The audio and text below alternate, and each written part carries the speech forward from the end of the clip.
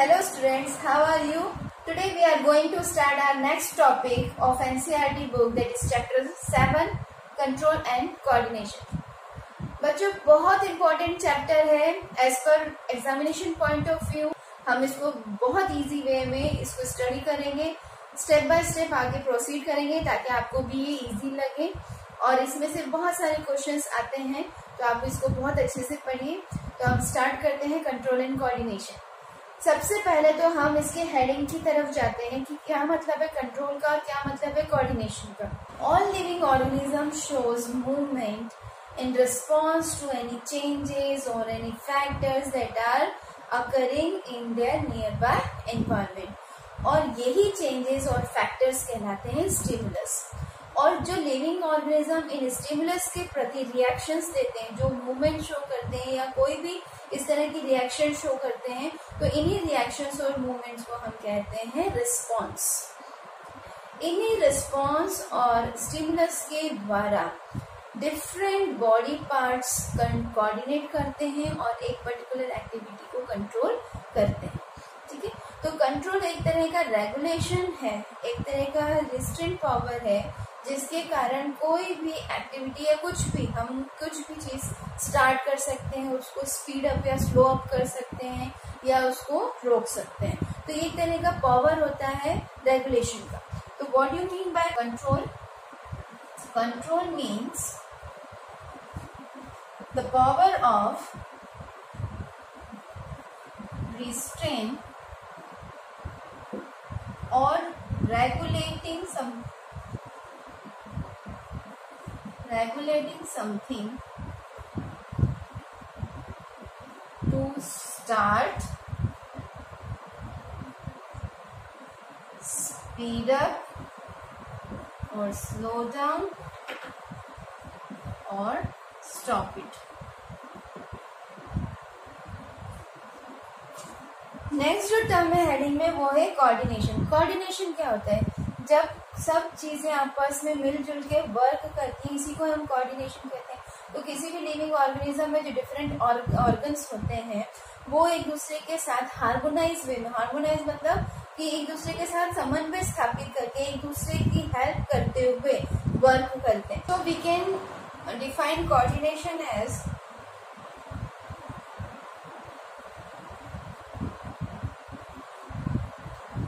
Working of different but of course related organs, different related organs together in a proper way, एक सही तरीके से, in a proper way to produce a reaction towards or to a stimulus. जैसे कि हमने पिछले chapter में life processes animal और प्लांट्स दोनों ही कॉन्टेक्स्ट में स्टडी करी थी, उसी प्रकार यहाँ पे भी हम एनिमल और प्लांट दोनों ही कॉन्टेक्स्ट में इसको स्टडी करेंगे. कैसे एनिमल में कंट्रोल एंड कोऑर्डिनेशन होता है, कैसे प्लांट्स में कंट्रोल एंड कोऑर्डिनेशन शो होता है. प्लांट भी मूवमेंट करते हैं, प्लांट भी रिएक्शन शो करते हैं और एनिमल्स भी रिएक्शन और मूवमेंट शो करते हैं. सबसे पहले हम पढ़ेंगे control and coordination in animals. Animals में जो कंट्रोल एंड कोऑर्डिनेशन हो रहा है वो दो मेथड से हो रहा है. एक है the transferring of information in the form of electrical impulses. हमारी बॉडी में डिफरेंट मिनरल आयंस प्रेजेंट होते हैं जिनके द्वारा एक इलेक्ट्रिकल इम्पल्स क्रिएट किए जाते हैं नर्वस सिस्टम के सेल्स में, और इसी के थ्रू जो इंफॉर्मेशन है ये इम्पल्स के रूप में one cell to another cell transmit होते हैं. ठीक है, तो इसको हम बोलते हैं इलेक्ट्रिकल इम्पल्स कंडक्शन. ठीक है, और ये होता है bye means of nervous system, जिसमें एक स्पेशलाइज्ड सेल न्यूरॉन्स प्रेजेंट होते हैं जो इस तरह के कंडक्शन में हेल्प करते हैं. दूसरा कंट्रोल एंड कोऑर्डिनेशन एनिमल्स में होता है बाय मीन्स ऑफ केमिकल. यहाँ पे स्पेशल प्रोटीनस केमिकल होता है जिसे हम हार्मोन कहते हैं, और उन हार्मोन की मदद से डिफरेंट ऑर्गन जो होते हैं हमारी बॉडी में वो डिफरेंट तरीके से अपना रिएक्शन शो करते हैं टुवर्ड्स अ पर्टिकुलर स्टिमुलस। ठीक है, तो यहाँ हम शुरू करते हैं सबसे पहले control and coordination in animals. ये दो तरीके से हो रहा है, bye means of electrical impulse conduction, और दूसरा हो रहा है बाय केमिकल कंडक्शन और बाय केमिकल सिक्रीशन। तो ये होता है एंडोक्राइन ग्लैंड के थ्रू। एंडोक्राइन ग्लैंड जो होते हैं वो हार्मोन सिक्रीट करते हैं, केमिकल सिक्रीट करते हैं जिसे हार्मोन कहते हैं, और इन हार्मोन्स के कारण डिफरेंट मेटाबॉलिक एक्टिविटीज कंट्रोल होती हैं। डिफरेंट जो ऑर्गन है वो एक्टिविटीज परफॉर्म करके हमारी बॉडी में कोऑर्डिनेशन प्रोवाइड करते हैं। तो इसे हम कहते हैं एंडोक्राइन सिस्टम, जो कि एंडोक्राइन ग्लैंड से बना होता है। इलेक्ट्रिकल इम्पल्सेस की जाता है bye means of nervous system. Before going to start nervous system, we have to study about the basic terms that used to come in this chapter. तो हम basic terms पढ़ लेते हैं। सबसे पहली जो basic term है वो है stimulus. What do you mean by stimulus? Stimulus क्या होता है? कोई भी केमिकल या फैक्टर या कोई भी चेंज जो हमारे आसपास के एनवायरनमेंट में हो रहा है, चाहे वो इंटरनली हो चाहे वो एक्सटर्नली, हमारे विद इन द बॉडी हो या आउटसाइड द बॉडी हो, उसके प्रति जो ऑर्गेनिज्म रिएक्शन शो करता है, तो वो जो फैक्टर है, वो जो चेंज हो रहा है, उसे हम क्या कहते हैं? स्टिमुलस कहते हैं। तो stimulus can be defined as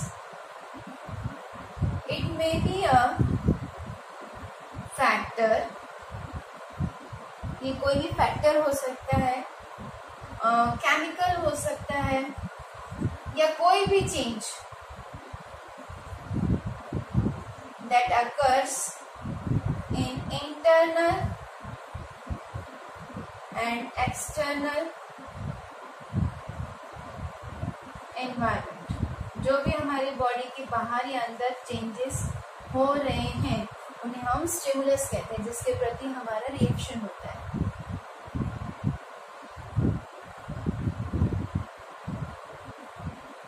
Towards which living organism shows reaction. Reaction मतलब हम कैसे उसके प्रति अपना व्यवहार प्रकट करते हैं या हम उसके प्रति क्या करेंगे, ये हमारे रिएक्शंस होते हैं। ठीक है, नेक्स्ट जो टर्म है वो है रिस्पॉन्स। तो ये जो हम रिएक्शन शो कर रहे हैं इसी को ही हम क्या कह रहे हैं? रिस्पॉन्स। तो इसको हम डिफाइन करते हैं, the reactions produce by living organism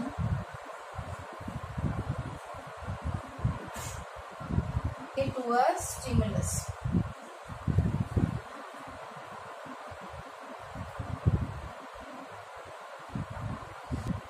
जब एक से ज्यादा फैक्टर हमें फोर्स करते हैं कि हम कुछ चेंज लाएं अपनी बॉडी में, कुछ मूवमेंट शो करें, कुछ रिएक्शन शो करें, तो इसे हम स्टिमुलाई कहेंगे। और कोई एक ही फैक्टर होता है तो उसे हम क्या कहते हैं? स्टिमुलस कहते हैं। तो ये तो हो गया रिस्पॉन्स। नेक्स्ट जो टर्म आपको पता करना है वो है इम्पल्स। किसे हम इम्पल्स कह रहे हैं? मैंने यहाँ पे भी लिखा है इलेक्ट्रिकल इम्पल्स कंडक्शन। तो इम्पल्स होता क्या है? इम्पल्स एक तरह का इलेक्ट्रिकल या यूं कहेंगे हम जब इंफॉर्मेशन एक बॉडी पार्ट से दूसरे बॉडी पार्ट में ट्रांसफर करते हैं तो इसको ट्रांसफर करने के लिए एक स्पेशलाइज्ड सेल की जरूरत होती है और उस सेल का नाम है न्यूरॉन। ये न्यूरॉन अपने सरफेस पे जो आयनिक कंसंट्रेशन है उसके द्वारा एक इलेक्ट्रिकल इम्पल्स जनरेट करता है, और इस इम्पल्स के थ्रू ये जो मैसेजेस हैं ये उस न्यूरॉन के थ्रू आउट बॉडी ट्रांसफर होते हैं और एक न्यूरॉन से दूसरे न्यूरॉन तक ट्रांसमिट किए जाते हैं और इस तरह से एक बॉडी पार्ट से दूसरी बॉडी पार्ट ये ट्रांसमिट होते हैं। तो इसी इलेक्ट्रिकल जो फॉर्म है इंफॉर्मेशन का उसको हम क्या कह रहे हैं, इम्पल्स कह रहे हैं। तो हम इसको लिख सकते हैं, इट इज ए इंफॉर्मेशन, या यूं कहेंगे it is a form of information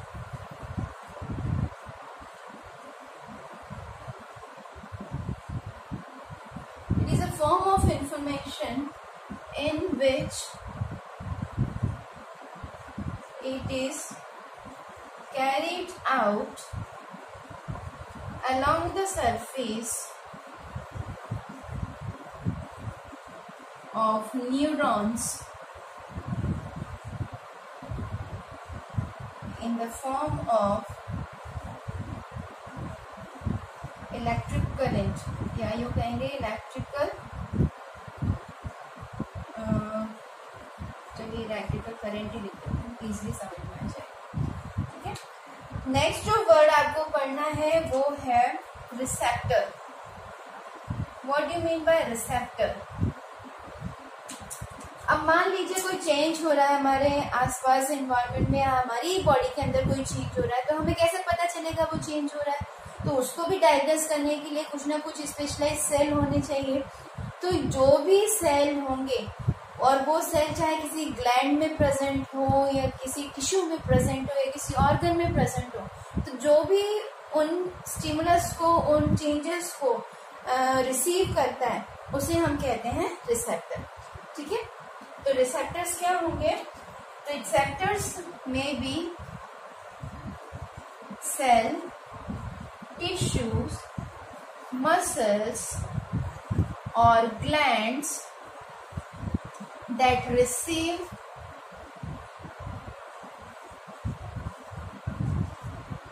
stimulus.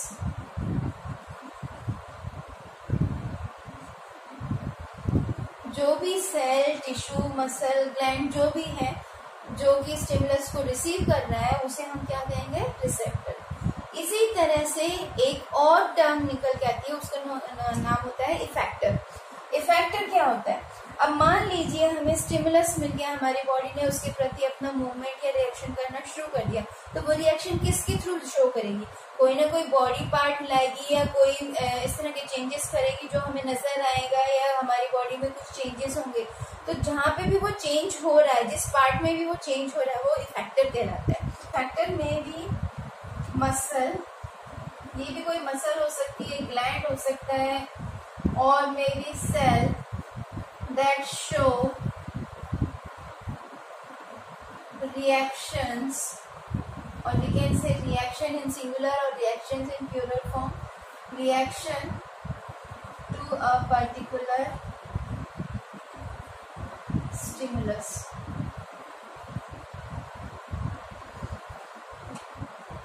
तो ये कुछ बेसिक टर्म्स हैं जो कि आपको स्टडी करने, लर्न करने, और अब ये आगे बार बार इन्हीं टर्म्स का यूज होगा, तो आपको इनको ध्यान में रखना है। जैसे कि हम पढ़ रहे हैं control and coordination in animals, तो सबसे पहले हम बात करेंगे नर्वस सिस्टम की। नर्वस सिस्टम से कैसे कंट्रोल एंड कोऑर्डिनेशन एनिमल्स में परफॉर्म हो रहा है। उससे पहले हम जानते हैं कि क्या आवश्यकता है नर्वस सिस्टम के एनिमल्स में, क्यों नर्वस सिस्टम की जरूरत पड़ रही है। तो दो कारणों से नर्वस सिस्टम की जरूरत पड़ रही है। कई ऐसे फंक्शंस होते हैं जो विल पावर के अकॉर्डिंग होते हैं, जैसे किसी को खाना खाना है तो उसे अपने हाथ को मूव कराना पड़ेगा, मुंह खोलना पड़ेगा, उसको फूड को च्यू करना पड़ेगा, कट करना पड़ेगा, तो ये हमारे विल के अकॉर्डिंग वर्क होता है। और कुछ ऐसे फंक्शंस और एक्टिविटीज होते हैं जो हमारे विल पे डिपेंड नहीं करते, उसे हमारी बॉडी नॉर्मली परफॉर्म करती रहती है विदाउट आवर कंसर्न। तो ये जो एक्टिविटीज हैं जो हमारी बॉडी अपने आप ही कंट्रोल करती है, उसमें हमारे विल की जरूरत नहीं पड़ती, उन्हें हम इनवॉलंटरी एक्टिविटीज कहते हैं। जैसे ब्रीदिंग है, ब्रीदिंग पे हमारा कोई रोक नहीं है कि हम जब सांस लेना चाहें तभी हम सांस लेंगे, या हमें नहीं लेना तब हम नहीं लेंगे, तो ऐसा कुछ नहीं है, ये हमारे विल के अकॉर्डिंग नहीं होता। डाइजेशन है, हार्ट बीट है, तो ये सब इनवॉलंटरी एक्टिविटीज होती हैं जो कंटिन्यूअसली वर्क करती रहती हैं अपने आप। और कुछ जो विल के अकॉर्डिंग वर्क होते हैं उन्हें हम वॉलंटरी एक्टिविटीज कहते हैं। तो जैसे कि अभी मैंने आपको बताया हाथ को मूव करवाना, पैरों को मूव कराना, जैसे मैं बोल रही हूँ तो हमारे टंग मूव कर रहे हैं, हमारे लिप्स मूव कर रहे हैं। तो ये सब वॉलेंटरी और इनवॉलेंटरी एक्टिविटीज को कंट्रोल करने के लिए हमें नर्वस सिस्टम की जरूरत पड़ रही है। नर्वस सिस्टम एक ऐसा सिस्टम है जो कि स्पेशलाइज्ड सेल से बना हुआ है और उस स्पेशलाइज्ड सेल का नाम है न्यूरॉन। ये आपने 9th में भी पढ़ा होगा। It is a structural and functional unit of nervous system. Structural and functional unit, ठीक है। ये नर्वस सिस्टम की स्ट्रक्चरल एंड फंक्शनल यूनिट है। सबसे पहले हम पढ़ते हैं न्यूरॉन का स्ट्रक्चर। न्यूरॉन का जो स्ट्रक्चर है वो 3 पार्ट से बना हुआ है। सबसे पहला पार्ट है डेंड्राइट्स, दूसरा पार्ट है सेल बॉडी। सेल बॉडी को हम साइटोन भी कहते हैं या फिर सोमा भी कहते हैं, ठीक है। और तीसरा पार्ट है एक्सोन। डायग्राम में देख लेते हैं ये कैसा होता है। आगे के कुछ एक्सटेंशंस होते हैं, ब्रांच्ड एक्सटेंशंस। ये जो ब्रांच्ड एक्सटेंशंस होते हैं इनको कहते हैं dendrites. These are the branch extensions। ये जो बीच का पार्ट दिख रहा है न्यूक्लियस है और ये है सेल बॉडी, जिसे हम सोमा भी कह रहे हैं या फिर साइटोन भी कह रहे हैं। इसमें कुछ निसस ग्रैन्यूल्स होते हैं। ये निसस ग्रैन्यूल्स बहुत इंपॉर्टेंट रोल प्ले करते हैं। ये प्रोटीन सिंथेसिस करने में हेल्प करते हैं। ये जो निसस ग्रैन्यूल्स हैं ये डेंड्राइट्स में भी प्रेजेंट होते हैं और साइटोन में भी प्रेजेंट होते हैं और ये प्रोटीन सिंथेसिस करने में हेल्प करते हैं। ये जो प्रोटीन होते हैं ये स्पेशलाइज्ड प्रोटीन होते हैं, इन्हें हम न्यूरोट्रांसमीटर्स कहते हैं और इन्हीं की मदद से जब एक न्यूरॉन नर्व इम्पल्स को ट्रांसमिट करता है दूसरे में तो वो इन्हीं न्यूरोट्रांसमीटर की मदद से करता है। जो इसका लॉन्ग एक्सटेंशन होता है साइटोन से ही ये निकलता है बैक साइड या फ्रंट साइड में। ये जो लॉन्ग एक्सटेंशन होता है इसको हम कहते हैं एक्सोन, जो कि लास्ट में एंड अप हो जाता है in the form off button like shape. तो ये नोब होते हैं, एक्सोन नोब, जिसे हम एक्सोन टर्मिनल के नाम से भी जानते हैं। ये एक्सोन है और ये जो एक्सोन है, जो इसकी एक्सोन लॉन्ग होती है वो माइलिनेटेड शीट से कवर होती है। ये माइलिनेट शीट होती है, माइलिन शीट्स, जो कि एक्सोन को कवर करे रखती हैं। ये जो स्पेस हो रहा दिख रहा है आपको, इसको हम कहते हैं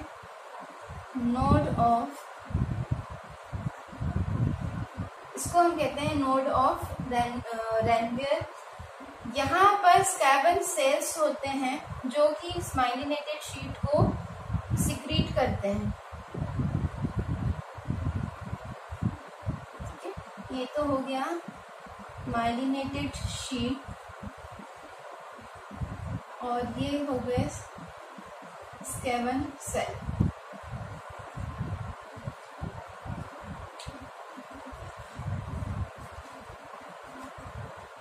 This is axon and this is axon node और ये जो पूरा पार्ट है इसको हम कहते हैं एक्सोन टर्मिनल।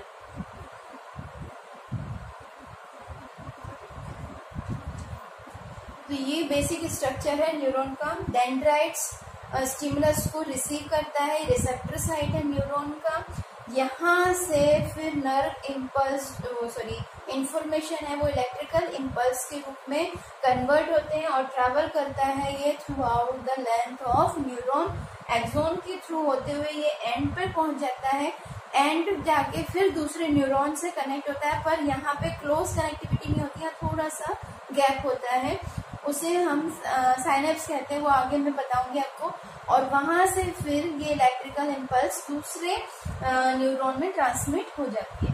तो ये तो हो गया पार्ट्स ऑफ न्यूरॉन। ये जो एक्सोन जा रहा है इसको हम नर्व फाइबर के रूप में भी जानते हैं। It is also known as nerve fibre. जो नर्व फाइबर कई न्यूरॉन्स के पैरेलली मूव करते हैं तो एक तरह से बंडल बना लेते हैं। माइलिनेटेड शीट इनको इंसुलेटेड रखता है एक दूसरे से, ताकि इनका जो इन्फॉर्मेशन है वो ओवरलैप ना हो पाए और इलेक्ट्रिकल कंडक्शन में कोई दिक्कत ना हो। तो माइलिनेटेड शीट एक तरह से इंसुलेशन का काम करता है। तो ये जब नर्व फाइबर जो न्यूरॉन्स के फाइबर्स हैं जिसे हम एक्सोन कह रहे हैं, ये जब बंडल के फॉर्म में इकट्ठे हो जाते हैं तो इसी को ही हम नर्व्स कहते हैं। और ये वाइट कलर के स्ट्रक्चर होते हैं जो ब्रेन से या स्पाइनल कॉर्ड से इमर्ज होते हैं और पूरी बॉडी में अपना नेटवर्क क्रिएट करते हैं। टाइप्स ऑफ न्यूरॉन की बात करते हैं तो जो न्यूरॉन है वो 3 तरह के होते हैं। पहला है सेंसरी न्यूरॉन, दूसरा है मोटर न्यूरॉन और तीसरा है रिले न्यूरॉन। ठीक है। सेंसरी क्या होता है? ऐसे न्यूरॉन जो कि स्टिमुलस को रिसीव करते हैं, किसी भी रिसेप्टर से स्टिमुलस को रिसीव करते हैं डेंड्राइट के थ्रू, और वहां से फिर इंफॉर्मेशन को एज अ इम्पल्स कैरी करते हैं टुवर्ड्स द ब्रेन और स्पाइनल कॉर्ड। और ब्रेन और स्पाइनल कॉर्ड हमारे सेंट्रल नर्वस सिस्टम का हिस्सा है। तो यहाँ हम इनडायरेक्टली कह सकते हैं it transmit impulses from receptor to CNS. ठीक है, ये आपको ध्यान रखना है। रिसेप्टर से सीएनएस की तरफ जो मैसेजेस ले जाते हैं उन न्यूरॉन्स को हम सेंसरी न्यूरॉन्स कहते हैं। जस्ट इसके अपोजिट मोटर न्यूरॉन्स होते हैं। ये क्या करते हैं? ये ट्रांसमिट करते हैं इम्पल्स को, transmit impulse from CNS to, अब रिसेप्टर के पास नहीं जाएगा, अब कहाँ जाएगा? इफेक्टर के पास, जहाँ पे रिएक्शन होगी। ठीक है, तो टू इफेक्टर्स। तो मोटर न्यूरॉन का काम होता है कि ये सीएनएस से इम्पल्स को लेकर, जो कि एक सेंसरी ला रहे हैं, उसके बाद उसका इवेल्यूशन होता है ब्रेन या सीएनएस के द्वारा, और फिर वापस से इम्पल्स जो है सीएनएस से इफेक्टर तक इस मोटर न्यूरॉन्स द्वारा पहुंचा दिया जाता है। रिले न्यूरॉन, इसको हम कनेक्टर न्यूरॉन के नाम से भी जानते हैं, क्योंकि ये सेंसरी और मोटर के बीच में कनेक्शन का काम कर रहा है। ठीक है, it is a relay neuron और कनेक्टर न्यूरॉन। और ये जो न्यूरॉन है ये प्रेजेंट होते हैं सीएनएस में। ठीक है, या तो ब्रेन में प्रेजेंट होंगे या फिर स्पाइनल कॉर्ड, या तो नहीं कहेंगे, दोनों जगह प्रेजेंट होते हैं। ठीक है, तो this are known as relay neuron और कनेक्टर न्यूरॉन। तो ये क्या करते हैं? ये लिंक बनाते हैं between the sensory neuron and motor neuron, ताकि जो मैसेज रिसेप्टर से आ रहा है ब्रेन के पास पहुंचे, ब्रेन उसमें अपना कंक्लूजन ऐड करे, उसमें अपना जो भी उनका काम होगा उसके अकॉर्डिंग वो फंक्शन ऐड करेगा और फिर इम्पल्स को वापस भेज देगा रिएक्शन के लिए towards the effector bye means of motor neuron. तो यहाँ तक हम आज पढ़ेंगे, नेक्स्ट हम पढ़ेंगे अगली क्लास में। Thank you.